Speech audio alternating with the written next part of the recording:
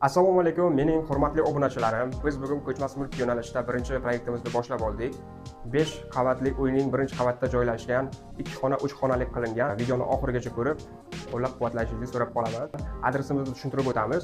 Vokzal Saodat restorani orqasida. Xonamizni mana kirish qismidan boshlaymiz. Endi kirashning og'ir eshigidan mana koridorda ham ko'rishingiz mumkin. Patologlari mana Yevro remont bo'lgan. Kirganimizda mana shunday zalimiz bor. Kovriklari hammasi gilamlari Osiyo mebellaridan zakaz qilingan, yap-yangi. Yuqorida lyustralari hammasi podключение Yevro montajlab o'rgan.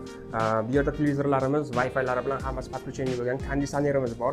Kuxnyamizda eshiklari mana shunaqa akfa oynalardan, sifatlisidan. Kuxnyamizga kirsak, kovriklari, mana jalyuzi, hamma narsa bor.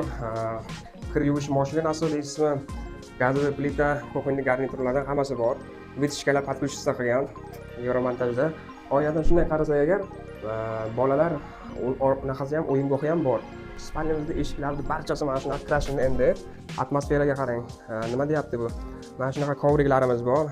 Grimyorni, ya'ni mana shu trimolar, tumbalari, ikkita tumbalari bilan divanimiz mana ortopediskiy matraslari bilan. Bu yerda kiyimingizni shunday kiyganingizdan keyin mana shu yerda ilib qo'ysangiz bo'ladi. Xohlasangiz mana orqada parkovka qilsangiz ham bo'ladi. Keyingi xonamiz bolalar yotoqxonasiga mo'ljallangan. Mana shu 2 xonalik, 3 xonalik qilgan deganimizda mana shu asosiy xonamiz mana shu. Ko'rishingiz mumkin, svetlari hammasi, divanlarimiz bor. Bu yerda oynalar, atapleni davlatniki, bemalol pechkani olib kelib o'rnatib qo'ysangiz bo'ladi.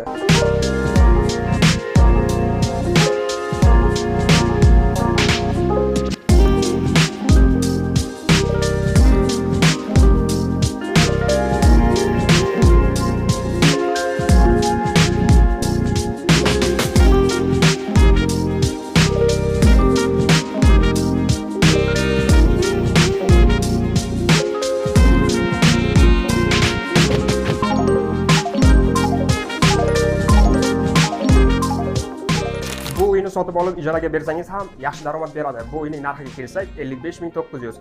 Pastdagi raqamlarga telefon qilib batafsil ma'lumot oling.